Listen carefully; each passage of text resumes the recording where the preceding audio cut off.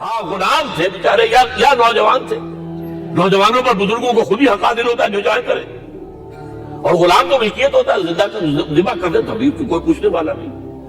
تو جو بیت رہی تھی بلال پر, ابو فقیہ پر, زنیرہ پر, جو ان پر بیت رہی تھی, جو خباب پر بیت رہی تھی, جس طرح ہلاک کیا گیا ہے حضرت سمیہ کو, حضرت یاسر کو, یہ ساری تکلیفیں انہیں بھی تھی. لیکن کیا اس کا یہ بالواسطہ عیسیٰ محمد کے لیے نہیں تھا صلی اللہ علیہ وسلم. آپ کے ساتھی آپ نے جانثال ہیں, لیکن آپ ان سے بھی کیا کہیں, فصبروا فصبروا فصبروا. جب ابو جہل بدترین ٹارچر کر رہا تھا حضرت سمیہ اور حضرت یاسر کو رضی اللہ تعالیٰ عنہ, آپ کے علم میں ہے کیسی کیسی ٹارچر کی ہے. جوان بیٹے کو باندھ دیا ایک ستون کے ساتھ, اس کے نگاہوں کے سامنے برہنہ کیا ماں کو.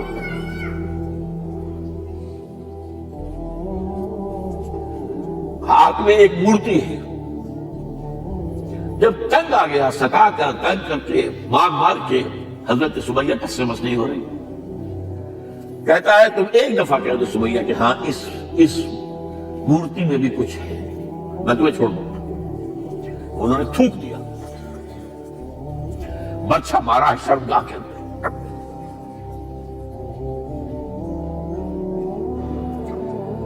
کتنی تکلیف پہنچی ہوگی ان کو, لیکن آپ گزر رہے اصبروا یا آل یاسر فإن موعدکم الجنہ. اے یاسر کے گھر والوں صبر کرو, تمہارے استقبال کی تیاریاں ہو رہی ہیں جنت میں. یہ سیرت کوئی بڑھاتا سناتا ہے, یہ سیرت. یاسر کے ساتھ کیا کیا ہے, 4 اونٹ نر سانڈ, اور ان کے ساتھ رسے باندھ کر ایک رسے سے ان کا ایک بازو باندھا, ایک سے دوسرا بازو, ایک سے ایک ٹانگ, دوسرے سے دوسری ٹانگ. انہیں دوڑایا ہے کہ پرکھتے ہو جیسے قسم کے. یہ دین ایسے ہی قائم نہیں ہوا. عدل و انصاف کا نظام ٹھنڈے ٹھنڈے قائم نہیں ہوتا, گھر میں آرام سے بیٹھے ہوئے قائم نہیں ہوتا. اور سنیے, 3 برس شیب بنی ہاشم کے تو قید ہے, 3 برس. اور یہاں کی قید پر قیاس نہ کرے. یہاں تو جیل میں کھانے کو ملتا ہے, راشن ملتا ہے, جیسا بھی ملتا تو ہے نا. اور لیڈروں کے لیے تو کلاس 1 لاکھ بھی کلاس ہے.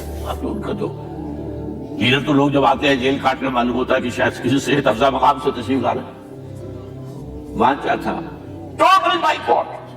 ایک گھاٹی, ادھر پہاڑ ادھر پہاڑ, دونوں طرف جو ہے پہرے, کوئی کھانے پینے کی چیز اندر نہیں جائے گی. اور پورا خاندان بنی ہاشم, وہ بھی کہ جو ایمان نہیں لائے, وہ قبائلی زندگی تھی نا. بنو ہاشم کیونکہ حضور کو پشت پناہی چھوڑنے کو تیار نہیں ہوئے, ابو طالب نے آخری وقت تک بھی ساتھ نہیں چھوڑا. ہاں آخری وقت کے قریب ایک بات ہو گئی تھی. ایک مرتبہ تو ہوا کہ وفد آیا ہے قریش کا کہ اپنے بھتیجے کو روک لو, وہ ہمارے معبودوں کی توہین کرتا ہے. ابو طالب نے بلایا اور آپ سے کہا کہ یہ کچھ اپنے رویے کو بدلے. آپ نے فرمایا جان اب تو چاہیے میرے ایک ہاتھ پر سورج اور دوسرے پر چاند کر دے, میں اپنے اس مشن کو چھوڑ نہیں سکتا. یہ ہے استقامت. اور ابو طالب کے عین انتقال کے وقت معاملہ ہوا. جب وفد آیا ہے کہ ٹھیک ہے اب ہمارا جو ہے صبر کا پیمانہ لبریز ہو گیا ہے, اب ٹھیک ہے آ جاؤ میدان میں, تم بھی ساتھ چھوڑنے کو تیار نہیں ہو. ابو طالب نے بلایا بھتیجے, مجھ پر اتنا بوجھ نہ ڈالو جو میں برداشت نہ کر سکوں.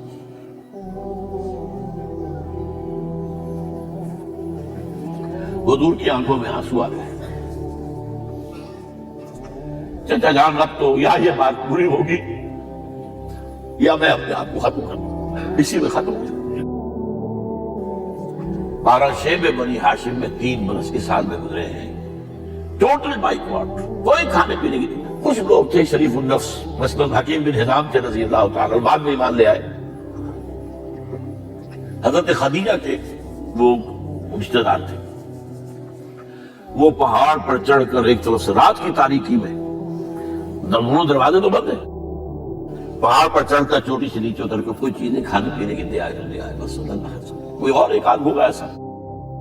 یہاں تک نوبت آئی ہے کہ بنی ہاشم کے یہ پھول جیسے بچے معصوم بھوک سے بلبلا رہے ہیں اور اس کے سوا کچھ نہیں ہے کہ سوکھے چمڑے ابال کر اس کا پانی ان کے حلق میں ٹپکا دیا جائے.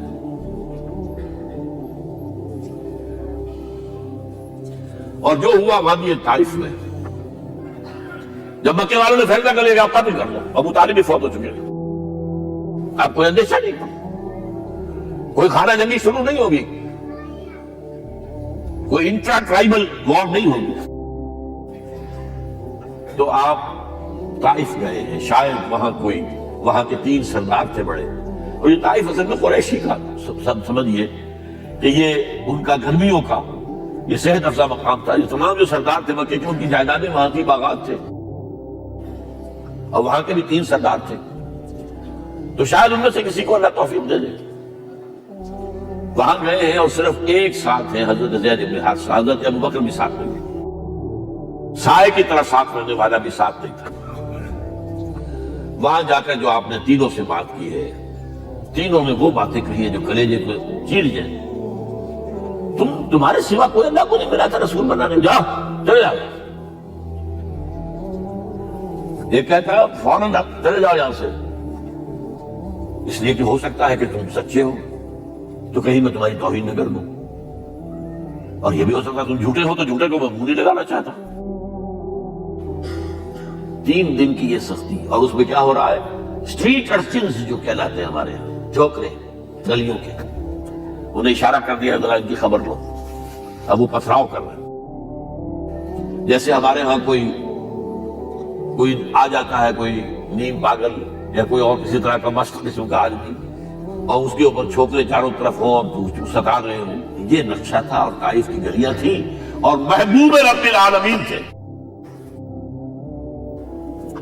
ادھر سے پتھر آ رہے ہیں تو زید بن حارثہ رکاوٹ بن گئے، لیکن پیچھے سے آ رہے ہیں، وہ کیسے روکیں گے؟ پیچھے جاتے ہیں تو ادھر سے آ رہے ہیں. جسم لہو لہان ہے، خون رس رس کر زخموں سے جوتیوں میں آ کے جم گیا ہے. پھر وہاں سے آپ نکل کر گئے ہیں ایک باغ میں، تھوڑی سی پناہ لی ہے تھوڑی دیر کے لیے، جوتے بڑی مشکل سے اترے ہیں، خون جمع ہوا، اور وہ جو پھر دعا نکلی ہے آپ کی، وہ کلیجے کو چیر جانے والی ہے. اللہم الیک اشکو ضعف قوتی وقلت حیلتی وحوانی علی الناس. اے اللہ تیری جناب میں فریاد لے کر آیا ہوں، اپنی قوت کی کمی کا، اپنے وسائل کی کمی کا، اور لوگوں میں جو رسوائی ہو رہی ہے.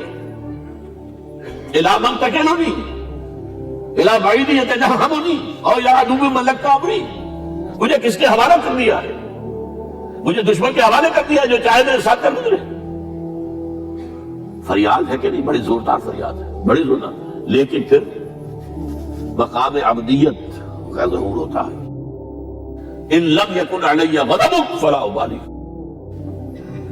اے اللہ اگر تو ناراض نہیں ہے، مجھے اندیشہ یہ ہو گیا کہ کہیں تو ناراض تو نہیں ہو گیا ہے، کہیں تو نے میرا ساتھ تو نہیں چھوڑ دیا ہے. اگر تو ناراض نہیں تو مجھے کوئی پرواہ نہیں، جو ہو سو سر تسلیم خواہ جو مزاج یاد میں آئے. واپس آئے ہیں تو مکے میں داخل نہیں ہو سکتے تھے، وہاں تو قتل کا فیصلہ ہو چکا. باہر ہی آپ نے ڈیرا لگایا، زید بن حارثہ کو بھیجا، فلاں شخص کے پاس جاؤ کہ تم اگر امان لے لو محمد کو تو محمد آ جائے. میں تو میری یہ پوزیشن نہیں ہے، میں قریش کے مقابلے میں امان نہیں دے سکتا. دوسرے کے پاس بھیجا، اس نے بھی کچھ ایسے جواب دے دیا. تیسرے کے پاس جب گئے حضرت زید مطعم بن عدی، اس نے کہا ٹھیک ہے میں امان دیتا ہوں محمد کو، وہ آ جائے مکے میں. حضور سے آگے کہا، نہیں جا کر کہو آ کر لے کر جا. کیوں؟ کیا پتا اچانک جو ہے میرے داخل ہوتے کوئی مجھ پر حملہ کرے، قتل کر. وہ تو یہ کہہ سکے کہ ابھی کیا پتا تھا کہ مطعم نے جو ہے امان دی ہے. I never knew it. اب یہ قبیلے کے اندر یہ ہوتا تھا کہ ایک نے امان دے دی، سب کی طرف سے امان. لہذا حضور نے فرمایا آ کر لے کر جاؤ. وہ اپنے 6 بیٹوں کو ہتھیار سے جا کر لے کر آیا ہے، اور پھر لے کر گیا حضور کو، کہتا ہوا گزر رہا ہے راستے میں، لوگوں سن لو محمد میری امان میں ہے صلی اللہ علیہ وسلم. اس لیے آپ کو مکے کے اندر پھر 2-2.5 سال مزید رہنے کا موقع ملا ہے، اور اتنا بڑا احسان آپ نے مانا پھر مطعم بن عدی کا کہ غزوہ بدر میں جب 70 اسیر تھے قریش کے حضور کے پاس، تو آپ نے فرمایا تھا کہ اگر آج مطعم زندہ ہوتا اور وہ سفارش کرتا تو میں ان سب کو چھوڑ دیتا بغیر کسی فریے کے۔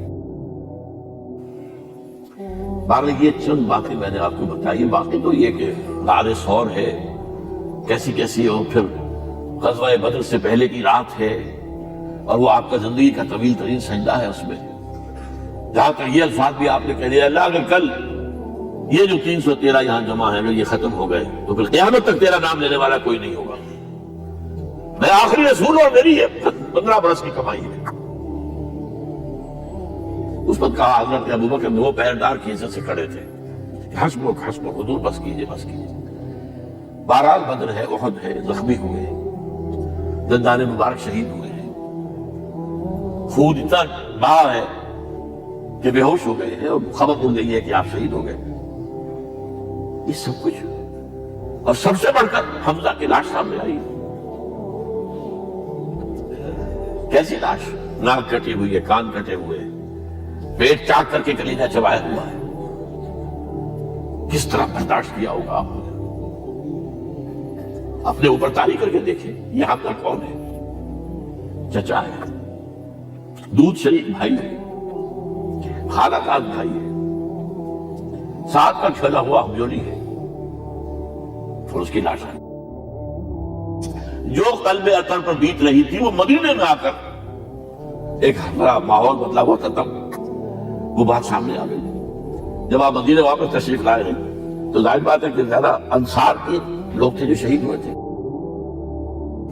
بدر میں مہاجرین تو مرحلے چوتھائی تھے نمبر کے اندر، 3/4 تو انصاری تھے، اسی طریقے سے عہد کے اندر معاملہ ہے۔ تو مختلف گھروں سے عورتوں کے بین کرنے کی آوازیں آ رہی تھی، اس لیے کہ اس وقت تک بین کرنا حرام نہیں قرار دیا گیا تھا، ممنوع نہیں تھا۔ آوازیں سن کر حضور کی زبان مبارک سے نکل گیا، اما حمزہ تو فلا بواکی لہو، ہائے حمزہ کے لیے تو کوئی رونے والی بھی نہیں ہے۔ اس پر پھر صحابہ نے، انصار نے اپنے ہاں کی خواتین کو حضرت صفیہ کے ہاں بھیجا، وہ صحیح بہن تھی، وہاں انہوں نے جا کے بھی تعزیت کی بہن کی۔ غزوہ احزاب کا آپ نے سن ہی لیا، اسوہ رسول پر نہ معلوم کیا کیا باتیں چیز لوگوں میں مشہور ہو گئی ہیں۔ اسوہ کے لفظ آیا کہاں ہے قرآن میں؟ سورہ احزاب میں۔ وہ اسوہ کیا تھا؟ جب خندق کھودنے کا فیصلہ ہوا ہے تو خندق کھود رہی ہے، حضور بھی لگے ہوئے ہیں، بھاری بھاری پتھر اٹھا کر کندھے پر لا کر باہر پھینک رہے ہیں، پتھریلی زمین تھی، ایک پتھر کسی سے ٹوٹا نہیں تھا، تو حضور نے جو ہے 3 دفعہ جو اس کی مطلب لگائی تب ٹوٹا ہے۔ لیکن یہ کہ کئی دن کے فاقے ہو چکے تھے، کھانے کو کچھ نہیں، پورا محاصرہ تھا، 12,000 کا لشکر گھیرے ہوئے، یہاں تک کہ آپ کو معلوم ہے کہ گھروں کے اندر بیت الخلا تو نہیں ہوتے، باہر جاتے تھے، اس کا کوئی امکان نہیں تھا۔ شدید ترین آزمائش ہوئی ہے، اس کا نتیجہ ایک طرف یہ نکلا کہ منافقین کا نفاق ان کی زبانوں پر آ گیا۔ قرآن مجید میں ہے یہ عملی آیات میں، ما وعدنا اللہ ورسولہ الا غرورا، ہمیں تو اللہ اور اس کے رسول نے دھوکہ دے کے مروا دیا۔ ہم سے کہا تھا کہ کیسر و کسرا کے خزانے تمہارے قدموں میں آئیں گے، اور حال یہ ہے کہ ہم رفع حاجت کے لیے باہر نہیں جا سکتے، کھانے کو کچھ نہیں۔ اس وقت کچھ صحابہ آئے ہیں حضور صلی اللہ علیہ وسلم سے، دیکھیے فاقے سے کمر دوہری ہوئی جا رہی ہے، ہم نے اپنے پیٹوں پر پتھر باندھے ہوئے، چادروں کے ساتھ پتھروں کسا ہوا تاکہ کمر سیدھی رہے۔ حضور نے اپنا کرتا مبارک اٹھا کر دکھایا، 2 پتھر، یہ ہے اسوہ، یہ ہے آپ کی سنت، آپ کا اسوہ حسنہ۔ لیکن اس اسوہ حسنہ سے فائدہ کون اٹھا سکتا ہے؟ لقد كان لكم في رسول الله اسوة حسنة لمن كان يرجو الله واليوم الآخر وذكر الله كثيرا۔ اسوہ تو اپنی جگہ ہے، قرآن میں ہدایت سب کے لیے، ہدی للناس، لیکن فائدہ اٹھائیں گے صرف متقین، ہدی للمتقین ہے سب کے لیے، اسوہ سب کے لیے ہے، لیکن استفادہ وہی کر سکے گا جو 3 شرطیں پوری کرے، اللہ اور یوم آخر پر ایمان اور اللہ کا ذکر کثرت کے ساتھ۔ بہرحال یہ میں نے آپ کے سامنے اس حوالے سے رکھا ہے یہ اسوہ جو ہے حضور کا، یہ ہم پر اتمام حجت ہے. دیکھیں نوٹ کیجئے، پوری نوع انسانی پر اتمام حجت اسلام کا نظام عدل اجتماعی جو قائم کر کے دکھا دیا، حجت قائم.